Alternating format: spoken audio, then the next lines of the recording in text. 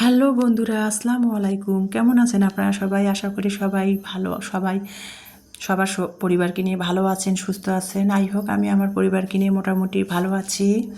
প্রতিদিনের মতো আজকেও হাজির হলাম আর কি আর একটি ভিডিও নিয়ে আমার সংসার জীবনের। তো এই যে দেখতে পাচ্ছেন আমার ভালো লাগা মন্দ লাগাগুলো আপনাদের সাথে, আমার প্রিয় আপু ভাইয়াদের সাথে শেয়ার করার জন্য সকালে উঠে পড়েছি 7:30টায় প্রতিদিনের মতো। আজকে যেহেতু রোজ রবিবার, ইলমার স্কুল আছে, ইমানি অলরেডি 7:30টার দিকে কোচিংয়ে চলে গেছে। তো ইলমাকে ডেকে তুললাম, ইলমা ফ্রেশ হচ্ছে, রেডি হচ্ছে, স্কুলে যাবে। আমি রান্নাঘরে চলে আসলাম। রান্নাঘরে চলে এসে আর কি ভাবলাম যে 7টা বাজে, নাস্তা বানার আগে একটু এসবগুল সয়াসিস তোকমা সব কিছু একসাথে মিশিয়ে রেখে দিয়েছিলাম বইমে করে। তো সেটা 1 চামচ করে আমি 2টা গ্লাসে আর কি, একটা ইমানের জন্য একটা আমার জন্য ভিজিয়ে রাখলাম, যে নাস্তা বানাতে বানাতে ইলমাকে স্কুলে রেডি হতে হতে আমার এটা ভিজবে, ততক্ষণে আধা ঘন্টা 10 মিনিটের মধ্যে ভিজলেও হয়ে যায় এসবগুল তোকমাটা। তো ভিজিয়ে রেখে তারপরে কিন্তু আমি নাস্তা বানাচ্ছি। ঘরের মধ্যে সেরকম সবজি ছিল না, গাজর টমেটো ছিল, আলু ছিল। তো গাজর টমেটো আলু ধুয়ে কুচি করে কেটে নিয়েছি ঠুমো ঠুমো করে। তারপরে পেঁয়াজ 2টা বড় সাইজে দিয়েছি, 2টা কাঁচামরিচ 2-3টা কাঁচামরিচ কুচিয়ে দিয়েছি। দিয়ে আমি কিন্তু নুডলসটা আর কি পাস্তায় আর নুডলসে, ম্যাগি নুডলসে পাস্তায় একসাথে কিন্তু আমি একটু ভাপ দিয়ে নিয়েছি, সিদ্ধ করে নিয়েছি আর কি। তেল 1 চা চামচের মতো দিয়ে সিদ্ধ করে নিয়েছি। নিয়ে পানিটা ঝরাতে দিয়ে এখানে কিন্তু আলু গাজর টমেটো ঠুমা ঠুমা করে কেটে নিয়ে পেঁয়াজ কাঁচামরিচ আর তেল দিয়ে একসাথে সব কিছু ভেজে নিলাম। ভেজে নিয়ে তারপরে কিন্তু স্বাদ মতো লবণ দিয়েছি, ম্যাগি নুডলসের মশলাটা দিয়ে দিয়েছি, 1 চা চামচের মতো সয়া সস দিয়েছি। দিয়ে তারপরে টমেটো কেচাপ দেই নেই পাস্তা নুডলসটাতে, কারণ টমেটো 2টা আমি কুচি করে দিয়েছি, তো সেই জন্য দেই নেই।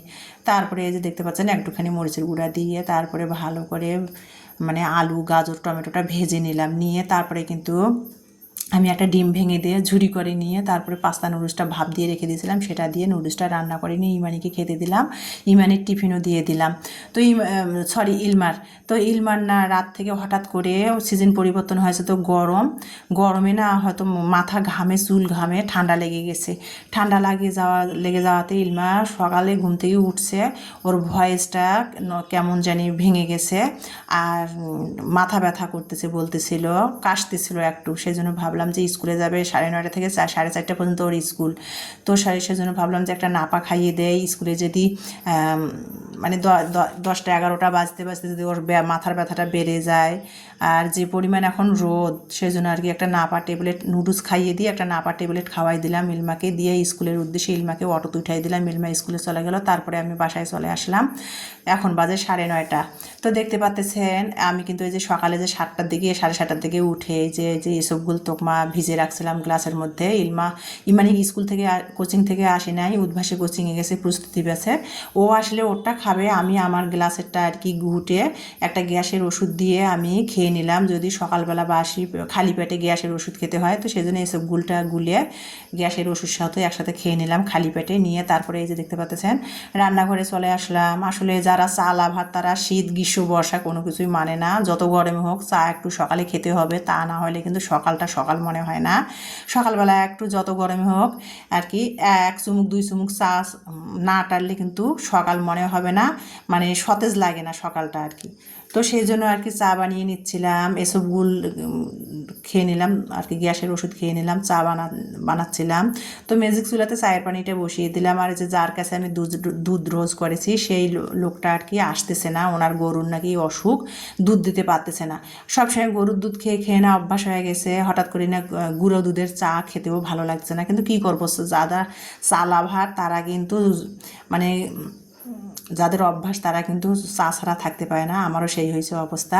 তো গুঁড়ো দুধ দিয়ে, গরুর দুধ নাই তাতে কি হয়েছে, গুঁড়া দুধ ছিল ঘরে, গুঁড়া দুধ দিয়ে চা বানাই নিচ্ছি। তো গুঁড়া দুধ দিয়ে চা বানাবো, কিন্তু দেখতেছি কৌটার মধ্যে গুঁড়া দুধ শেষ হয়ে গেছে।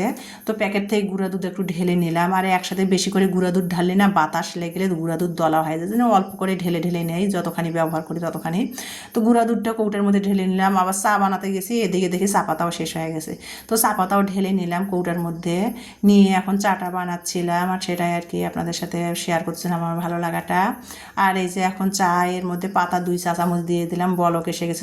2 কাপ চা বানাচ্ছি, 2 চা চামচ পাতা দিয়েছি, বলক এসে গেছে চা পাতাটা, চায়ের পানিটা। এখন কিন্তু আমি এখানে দেখতে পাচ্ছেন 2 চা চামচ গুঁড়া দুধ নিলাম, নিয়ে কিন্তু একটু গুলে চায়ের মধ্যে ঢেলে দিচ্ছি। যেহেতু চা পাতার লিকারটা বের হয়ে গেছে চায়ের, সেজন্য আর কি গুঁড়া দুধটা ঢেলে দিলাম, দিয়ে আর কি চাটা মনে একটুখানি বলক আসুক। আর একটু আমি এদিকে নুডলসটা আর কি ইলমাকে তো টিফিনে প্লাস নাস্তায় নুডলস, আজকে পাস্তা নুডলস দিয়ে দিছি, সবজি পাস্তা নুডলস। তো আমি এখন খাচ্ছি।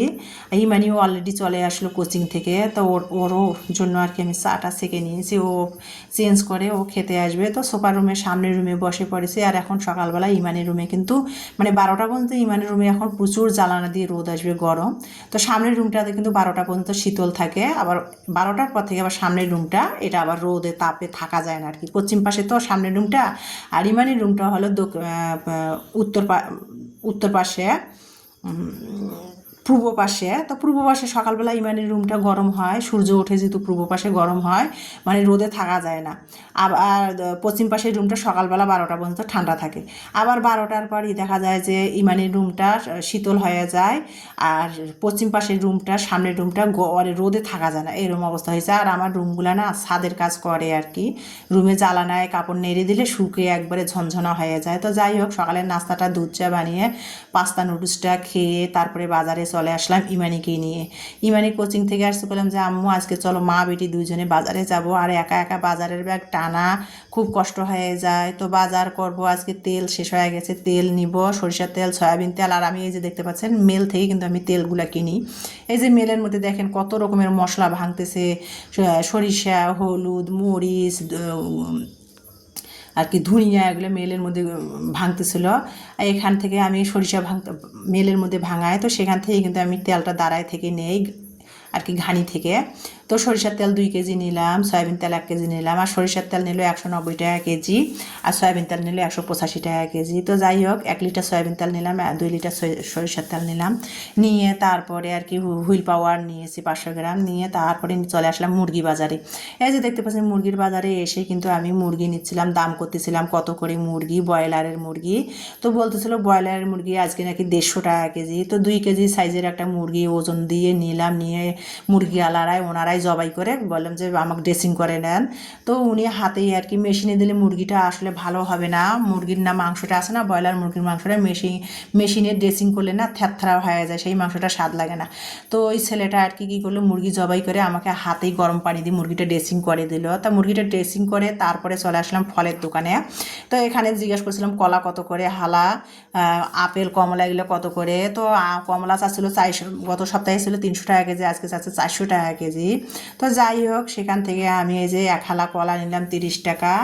আর আপেল কমলা ইমানিকে জিজ্ঞেস করলাম খাবে কিনা, ও আপেল কমলা খাবে না, সেই জন্য তরমুজ একটা নিলাম 3 কেজি সাইজে, 3.5 কেজির তরমুজ। গত সপ্তাহে ছিল 30 টাকা করে, আজকে আবার 5 টাকা বেড়ে গেছে।